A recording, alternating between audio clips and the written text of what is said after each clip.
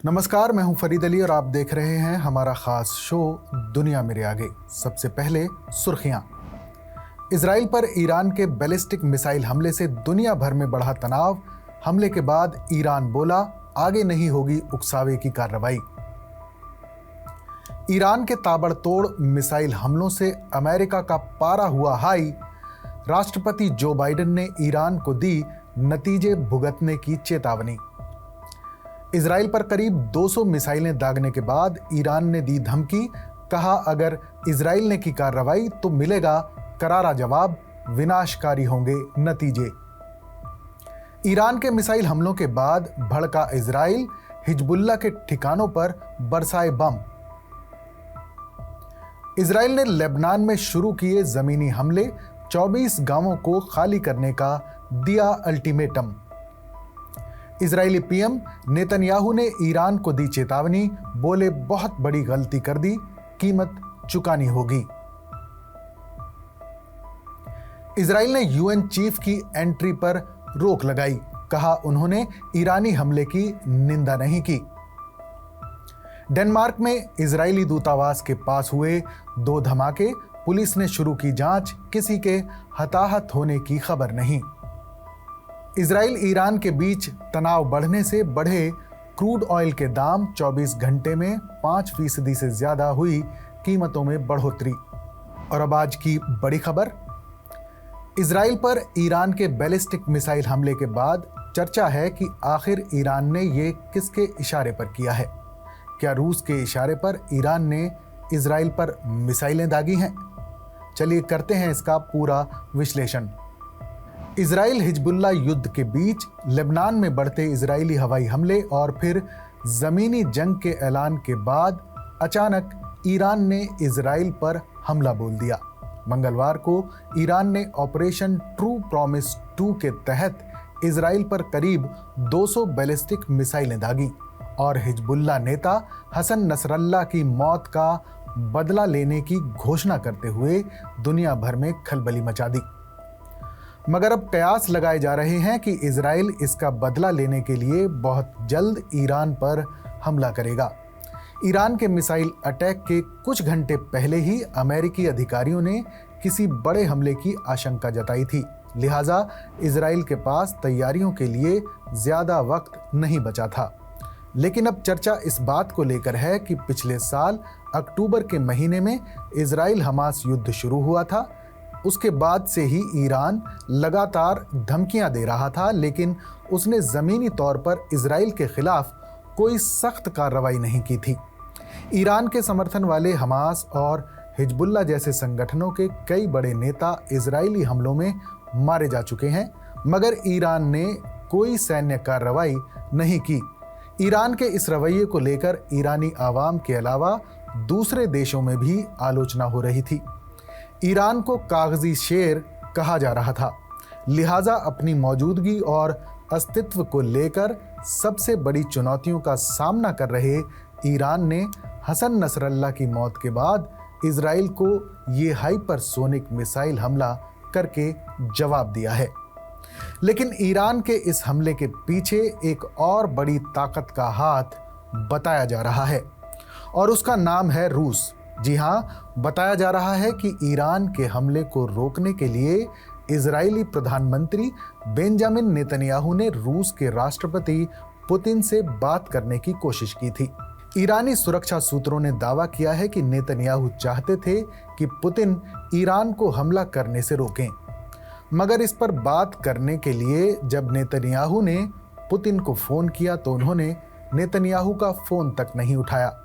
जानकारी के मुताबिक अमेरिकी अधिकारियों की चेतावनी के बाद नेतन्याहू ने ईरान के हमले को रुकवाने के लिए रूस के राष्ट्रपति व्लादिमीर पुतिन से बात करने की कोशिश की थी। उन्होंने रूसी राष्ट्रपति को कॉल लगाया, लेकिन पुतिन ने नेतन्याहू से बात करने से इनकार कर दिया। अब ये दावा भी किया जा रहा है कि रूस को इस हमले की जानकारी पहले से थी और उसने ईरान को हमले के लिए हरी झंडी भी दे दी थी। दरअसल रूस के प्रधानमंत्री मिखाइल मुशुस्तिन ईरान की आधिकारिक यात्रा पर हैं और तेहरान में उनकी मौजूदगी के दौरान ही ईरान ने इजराइल पर हमला किया है। माना जा रहा है कि ईरान ने इजराइल पर हमले का फैसला सोच समझकर और अपने सहयोगियों से बात करने के बाद लिया है। ईरान ने कहा है कि यह हमला हमास चीफ इस्माइल हानिया और हिजबुल्लाह चीफ हसन नसरल्ला की हत्या का बदला लेने के लिए किया गया है।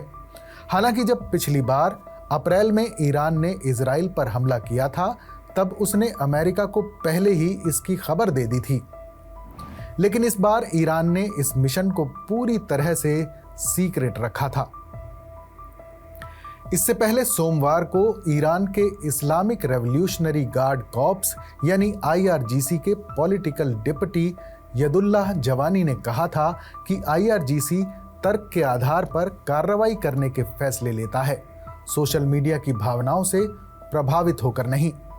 उन्होंने कहा था कि ईरान सोच समझकर और हालात का सही आकलन करने के बाद ही जवाबी कार्रवाई का फैसला करता है।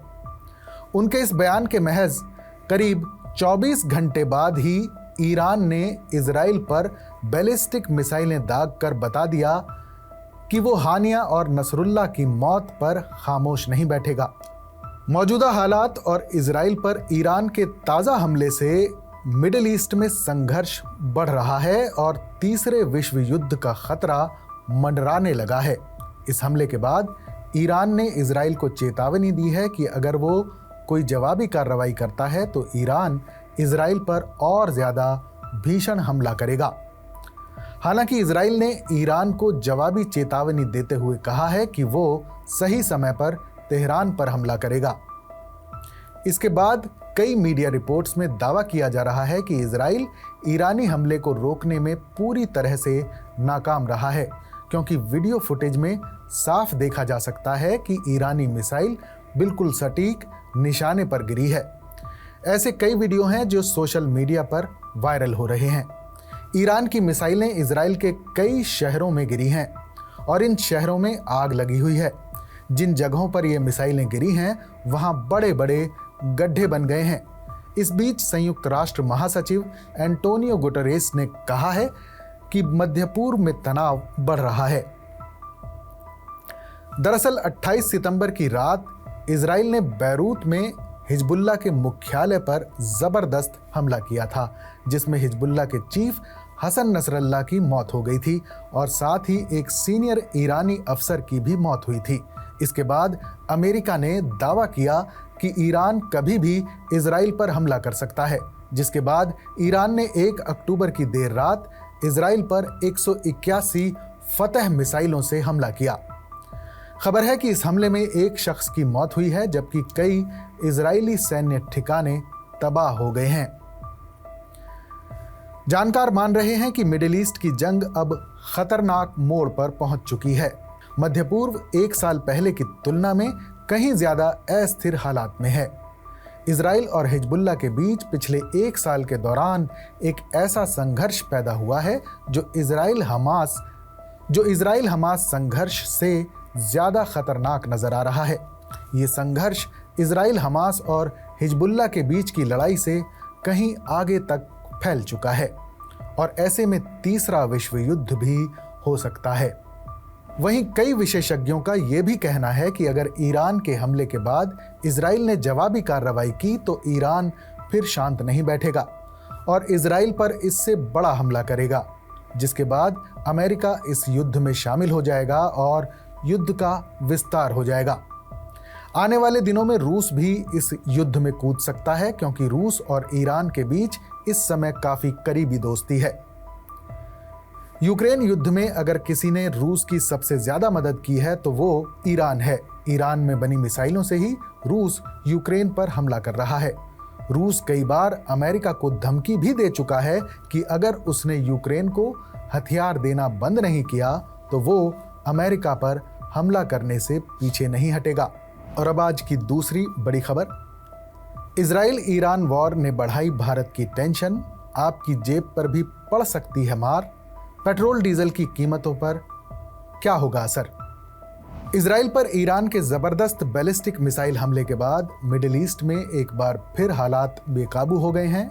ईरान के इस अटैक से इजराइल में किसी बड़े जान माल के नुकसान की खबर नहीं है, लेकिन इससे ईरान और इजराइल के बीच बड़े युद्ध की आशंका बढ़ गई है। वहीं दूसरी तरफ ईरान के इस हमले ने इंटरनेशनल ऑयल मार्केट में अफरा तफरी मचा दी है। ईरानी हमले के बाद क्रूड ऑयल की कीमतों में जबरदस्त बढ़ोतरी देखने को मिली है। मंगलवार को कच्चे तेल की कीमतों में करीब 4% की तेजी आई। ब्रेंट क्रूड 3.5% बढ़कर $74.2 प्रति बैरल पर पहुंच गया, जबकि US West Texas intermediate crude $2.54 या 3.7% बढ़कर $70.7 पर पहुंच गया। अगर मध्य एशिया में तनाव ज्यादा बढ़ा तो इससे कच्चे तेल की कीमत और ऊपर जा सकती है। हाल ही में ICRA यानी इकरा की एक रिपोर्ट आई थी, जिसमें कहा गया था कि आने वाले विधानसभा चुनावों को देखते हुए भारत सरकार पेट्रोल और डीजल की कीमतों में 2 से 3 रुपए प्रति लीटर की कटौती कर सकती है। लेकिन अब इजराइल ईरान वॉर इस कटौती के आड़े आ सकती है। जी हाँ, इजराइल ईरान की टेंशन मिडिल ईस्ट में कच्चे तेल की सप्लाई को रोक सकती है, जिसका असर तेल की कीमतों पर भी देखने को मिल सकता है। जानकारों का मानना है कि आने वाले दिनों में कच्चे तेल की सप्लाई 1 मिलियन प्रति बैरल तक डिस्टर्ब हो सकती है। अगर ऐसा होता है तो ब्रेंट क्रूड ऑयल के दाम $80 प्रति बैरल के पार जा सकते हैं। तो चलिए अब आपको बताते हैं कि आखिर मिडिल ईस्ट की टेंशन से भारत के लिए क्या मुश्किलें खड़ी हो सकती हैं। इससे कच्चे तेल के दाम में तेजी से बढ़ोतरी हो सकती है। जी हाँ, इजराइल पर ईरान के हमले के बाद इंटरनेशनल मार्केट में कच्चे तेल के दाम में तेजी देखी जा रही है। मंगलवार को कच्चे तेल के दामों में तेजी के बाद बुधवार को शुरुआती कारोबार से ही कीमतों में उछाल दिखाई दिया। दोपहर तक खाड़ी देशों के तेल ब्रेंट क्रूड ऑयल के दाम 1.5% बढ़े और ये $74.64 प्रति बैरल पर कारोबार कर रहा था। ईरान के मिसाइल दागने के बाद से कच्चे तेल के दाम में 5% से ज्यादा की तेजी देखने को मिल चुकी है। वहीं दूसरी तरफ अमेरिकी क्रूड ऑयल की कीमतों में भी अच्छी तेजी आई है। बुधवार को WTI 1.63% की तेजी के साथ $70.97 प्रति बैरल पर कारोबार कर रहा था। वैसे एक दिन पहले ही इसकी कीमत $71 प्रति बैरल के पार चली गई थी। 24 घंटे में अमेरिकी कच्चे तेल की कीमतों में 5.53% से ज्यादा की तेजी देखने को मिली है। फिलहाल जियोपॉलिटिकल टेंशन काफी बढ़ चुकी है। जहां इजराइल के साथ अमेरिका आकर खड़ा हो गया है, वहीं दूसरी तरफ ईरान के साथ दूसरे खाड़ी देश एकजुट हो रहे हैं और रूस भी ईरान के साथ खड़ा है। ऐसे में आने वाले दिनों में कच्चे तेल की कीमतों में और भी ज्यादा तेजी देखने को मिल सकती है। जानकारों की माने तो अगर मिडिल ईस्ट की टेंशन कम नहीं हुई तो इंटरनेशनल मार्केट में क्रूड ऑयल के दाम $80 प्रति बैरल के पार जा सकते हैं।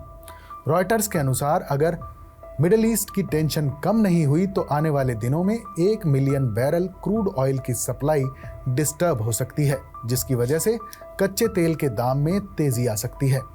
अब आपको बताते हैं कि मौजूदा हालात का भारत पर क्या असर पड़ेगा।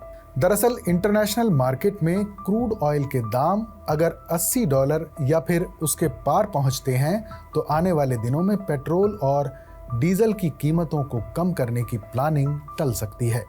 जैसा कि इकरा की हालिया रिपोर्ट में दावा किया गया था कि आने वाले दिनों में फ्यूल की कीमतों में 2 से 3 रुपए की कटौती की जा सकती है।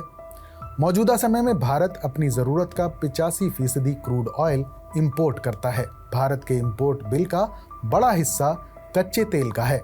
अगर क्रूड ऑयल की कीमतें कम होती हैं तो भारत का इंपोर्ट खर्च कम होता है और भारत को पेट्रोल डीजल की कीमतों को कम करने में मदद मिलती है, जिससे देश में महंगाई कंट्रोल में रहती है। लेकिन अगर कच्चे तेल की कीमतों में इजाफा होता है तो विदेशी मुद्रा आउटफ्लो ज्यादा होता है और देश में महंगाई बढ़ती है, जिसका देश की इकोनॉमी पर उल्टा असर होता है। अब आपको बताते हैं कि कच्चे तेल की कीमतों में बढ़ोतरी का भारत की इकोनॉमी पर कैसे असर पड़ता है। आरबीआई की एक रिपोर्ट के मुताबिक भारत के कुल इंपोर्ट में करीब 25% हिस्सेदारी क्रूड ऑयल की होती है, जो मिडिल ईस्ट और रूस से इंपोर्ट किया जाता है। रिपोर्ट के मुताबिक कच्चे तेल के दामों में जो उतार चढ़ाव होते हैं, उससे भारत की महंगाई पर सीधा असर पड़ता है। अगर कच्चे तेल की कीमतों में $10 प्रति बैरल की बढ़ोतरी होती है तो महंगाई में लगभग 0.49% का इजाफा देखने को मिलता है। इसका मतलब है कि इस इजाफे के साथ भारत के राजकोषीय घाटे में 0.43% की बढ़ोतरी होगी। रिपोर्ट का मानना है कि इतना ही असर देश की जीडीपी में यानी 0.43% की गिरावट के रूप में देखने को मिलेगा। ईरान के हमले के बाद से ब्रेंट क्रूड ऑयल की कीमत में $4 प्रति बैरल से ज्यादा का इजाफा देखने को मिला है। अगर कीमतें $80 प्रति बैरल के पार जाती हैं तो आने वाले दिनों में देश की इकोनॉमी पर बुरा असर देखने को मिलेगा। ईरान के हमले से पहले की बात करें तो मौजूदा वित्त वर्ष के पहले हाफ में MCX पर कच्चे तेल की कीमतों में 17% से ज्यादा की गिरावट देखने को मिल चुकी थी, जबकि ब्रेंट क्रूड ऑयल की कीमतों में भी 17% से ज्यादा की गिरावट आ चुकी है। 28 मार्च यानी पिछले वित्त वर्ष के आखिरी कारोबारी दिन ब्रेंट क्रूड ऑयल के दाम $87.48 प्रति बैरल थे। 30 सितंबर तक ब्रेंट क्रूड ऑयल के दाम $60 प्रति बैरल से ज्यादा कम हो चुके थे, जिसकी वजह से देश की ऑयल कंपनियों को जबरदस्त मुनाफा मिल रहा था। इकरा की रिपोर्ट के मुताबिक भारत में ऑयल मार्केटिंग कंपनियों को पेट्रोल पर ₹15 और डीजल पर ₹12 प्रति लीटर का मुनाफा हो रहा था। अब जानकारों का कहना है कि आने वाले दिनों में क्रूड ऑयल की कीमतें $80 प्रति बैरल के पार जा सकती हैं, जिसकी वजह से पेट्रोल और डीजल की कीमतों को कम करना मुश्किल हो सकता है। हमारे इस खास शो पर अपनी राय हमें ज़रूर बताइएगा। बाकी देश और दुनिया की तमाम बड़ी खबरों के लिए देखते रहिए TV9 डिजिटल।